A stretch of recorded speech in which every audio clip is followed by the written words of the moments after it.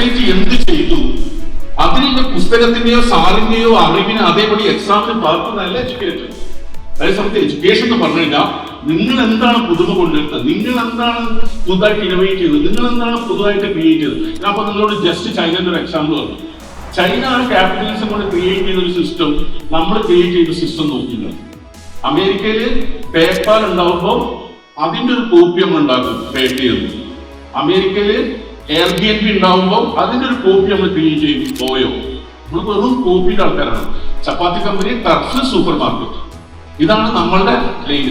നമുക്ക് നമ്മളുടേതായ ഇന്നോവേഷനോ ക്രിയേഷനോ ഇല്ല. അപ്പൊ എനിക്കറിയാം എത്ര പേര് ഇന്നോവേറ്റേഴ്സ് ഉണ്ട്.